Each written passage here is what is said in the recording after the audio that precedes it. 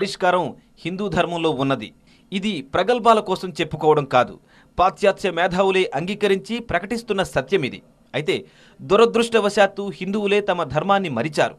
స్వధర్మాన్ని, స్వజాతిని మరచిన రాజకీయ నాయకులు, అధికారులు, మరికొంతమంది స్వార్థపరులు మెజారిటీ ప్రజలైన హిందువులను ఉపేక్షిస్తున్నారు. దేశ భద్రతను, జాతి ఉన్నతిని గాలికొదిలి అమెరికా తదితర దేశాల అడుగులకు మడుగులొత్తుతున్నారు. వ్యవసాయాధారిత దేశమైన భారతదేశానికి అవసరమైన ఆర్థిక విధానాలను చేపట్టకుండా దేశ అస్తిత్వానికే ప్రమాదకరమైన పాశ్చాత్య విధానాలను అమలు చేస్తున్నారు. పాశ్చాత్య సంస్కృతి మోజులో అత్యధిక సంఖ్యలో భారతీయులు కూడా జాతి మూలాధారమైన హిందుత్వాన్ని, దేశభక్తిని మరచి పతనం వైపు పయనిస్తున్నారు.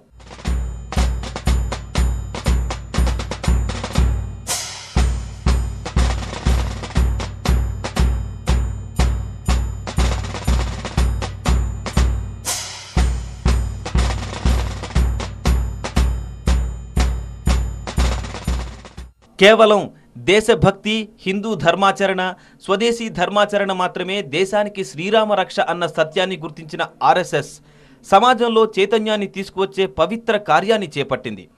ధర్మాన్ని, సంస్కృతిని, దేశాన్ని రక్షించడం ద్వారా భారతదేశాన్ని పరమ వైభవ స్థితికి తీసుకువెళ్లడమే తన ధ్యేయమని ఆర్ఎస్ఎస్ ప్రకటిస్తుంది.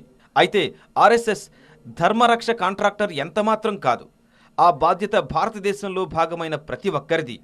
ఈ బాధ్యతను గుర్తు చేసి ప్రజల్లో చైతన్యం తీసుకురావడం, సుశిక్షితులు, సంస్కారవంతులైన, గుండెల నిండా దేశభక్తి నిండిన కార్యకర్తలను తయారు చేయడమే ఆర్ఎస్ఎస్ చేస్తున్న పని. ఒక ప్రత్యేక పద్ధతిలో ఆర్ఎస్ఎస్ చేస్తున్న ఈ పని అర్థం చేసుకోవాలంటే ఆర్ఎస్ఎస్లో పనిచేసి తీరవలసిందే. మరేదో సంస్థతో పోల్చి ఆర్ఎస్ఎస్ను అంచనా వేయడం సాధ్యం కాదు. దూరం నుంచి చూస్తే ఆర్ఎస్ఎస్ను అపార్థం చేసుకునే అవకాశం ఉంది. అందుకే రండి, ఆర్ఎస్ఎస్లో చేరండి. తర్వాత మీకు నచ్చితే సమాజం కోసం ఆర్ఎస్ఎస్ చేస్తున్న పనిలో భాగస్వాములు కండి. హిందూ ధర్మ రక్షణ కేవలం భారతీయుల అవసరం మాత్రమే కాదు, ప్రపంచ అవసరం కూడా. ఈ ప్రపంచ అవసరాన్ని తీర్చగల ఏకైక సాధనం ఆర్ఎస్ఎస్. రండి, ప్రపంచ శాంతి సౌఖ్యాల కోసం ఆర్ఎస్ఎస్లో పనిచేయండి. नेता नारा नीति पार्टी अवतार सरकार विचार महापुरुष ये केवल सहायक होते हैं, मालिक तो जनता है। सामान्य लोगों में देशात्म बोध की, हिंदुत्व की चेतना जगाना, सारा देश में रहा है ये चेतना हिंदुत्व के आधार पर जग सकती है। हिंदुत्व की चेतना जगाना और समाज के लिए काम करने के योग्य बनकर, समाज के लिए जीने मरने के लिए संगठित होकर समाज चले, इस प्रकार का वातावरण बनाने के लिए कार्यकर्ता निर्माण का काम संघ करता है। ये स्वयं सेवक अपनी चमड़ी घिसकर, अपनी दमड़ी खर्चा करते हुए समाज की वंचित लोगों की सेवा करने के लिए जंगलों में, देहातों में, झुग्गी झोपड़ियों में 1,57,000 से ऊपर छोटे बड़े सेवा प्रकल्प समाज की सहायता से चलाते हैं, सरकार का पैसा नहीं लेते। और ये काम इनको कोई स्वार्थ पूर्ति नहीं होती, संघ में मिलता कुछ नहीं, अपने पास की बात देनी पड़ती है। यहां बैठे हजारों स्वयंसेवक अपना गणवेश करके आए हैं। इस कार्यक्रम के खर्चे के निर्वहन के लिए 100 रुपया शुल्क प्रत्येक स्वयंसेवक ने दिया है। देश से मांगना नहीं, देश को केवल देना, तन समर्पित, मन समर्पित और यह जीवन समर्पित। चाहता हूं देश की धरती तुझे कुछ और भी दूं, तेरा वैभव अमर रहे मां, हम दिन 4 रहे न रहे। ये देश का स्वभाव उत्पन्न करने के लिए राष्ट्रीय स्वयंसेवक संघ का काम है।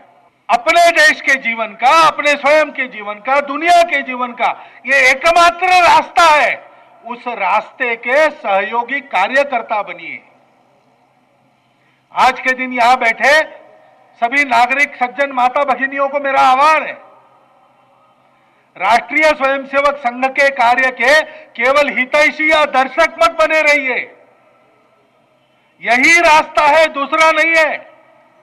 चाहे तो देख लीजिए सारी दुनिया में 20-20 साल परीक्षा करके अंत में सबको संघ की शाखा पर आना पड़ेगा। देश के हित के लिए, दुनिया के हित के लिए, अपने आप के जीवन के उन्नयन के लिए इस राष्ट्रीय स्वयंसेवक संघ की शाखा में आइए और फिर अपनी रुचि क्षमता समय के अनुसार समाज के हित का कोई भी एक कार्य चुनकर उस कार्य में निस्वार्थ बुद्धि से लगकर अपने देश को परम वैभव संपन्न बनाना, अपना देश विश्व गुरु बनाना, जिससे सारी दुनिया को एक नई सुखी सुंदर दुनिया बनने का एक रास्ता मिलेगा। మత దురహంకార జ్వాల మత్తును వదిలించినాది తనవారే దూరమైతే మనసే క్షోభించినాది మాన కేంద్రాలనే పరదానవ క్రీడలు సాగగా మానవత్వమే మరచిన మేచులు పైకి రాగా దాగి ఉన్నదా వాగ్ని ధరణి దూకినాది జాగృతమై జాతి రణఘోష సల్పినాది సాగరం పొంగుతున్నది. వారు భాగ్యనగర్ వచ్చిన సందర్భంగా హైదరాబాద్ భాగ్యనగర్ పట్టణంలోని అన్ని బస్తీలకు సంబంధించిన స్వయం సేవకులు కార్యకర్తల యొక్క ఒక సామూహిక కార్యక్రమం, సార్వజనిక కార్యక్రమం ఇక్కడ నిర్వహించబడ్డది. ఈ కార్యక్రమానికి హిందూ శక్తి సంఘం పేరుతో ఈ కార్యక్రమం నిర్వహించబడ్డది. వారు సరసంఘ చాలకులుగా యావత్ భారతదేశంలో లక్షలాది మంది కార్యకర్తలకు మార్గదర్శనం చేస్తుంటారు. వారు వచ్చిన సందర్భంగా 2-3 రకాల కార్యక్రమాలు భాగ్యనగర్ పట్టణంలో నిర్వహించబడ్డాయి. ఒకటి, అనేక మంది సాధు సంతులు వారితో కలవటం జరిగింది. వారి మధ్యలో ఒక సంవాదం జరిగింది. అట్లాంటి ఒక కార్యక్రమం, గోష్ఠీ కార్యక్రమం సాధు సంతులతో నిర్వహించడం జరిగింది. అదే రకంగా ఆంధ్ర రాష్ట్రంలోని అన్ని జిల్లాలకు సంబంధించిన రాష్ట్రీయ స్వయం సంఘ యొక్క అధ్యక్షులని వాళ్ళందరికీ రావటం జరిగింది. వారితో కూడా ఒక సమావేశం నిర్వహించబడ్డది. చివరి కార్యక్రమంగా ఈ భాగ్యనగర్ యొక్క స్వయం సేవకుల యొక్క సాంఘిక కార్యక్రమాన్ని ఇక్కడ నిర్వహించుకోవడం జరిగింది. ఈ కార్యక్రమం యొక్క విశేషం ఏంటంటే, ఇంత పెద్ద సంఖ్యలో ఎవరైతే స్వయం సేవకులు వచ్చారో ఈ స్వయం సేవకుల యొక్క సమీకరణ అనేది ఏ పబ్లిసిటీ ఆధారంగా కాకుండా, అదే రకంగా పత్రికాముఖంగానో లేకపోతే టీవీల ఆధారంగా ప్రకటనలు లేకుండా వ్యక్తిగతంగా ప్రతి ఇంటికి వెళ్ళి దాదాపు ఒక 40,000 మంది ప్రజలను కలిసి వాళ్ళని విషయాలని వాళ్ళకి తెలియజేసి వాళ్ళని చైతన్యపరిచి ఈ కార్యక్రమాన్ని తీసుకురావడం జరిగింది.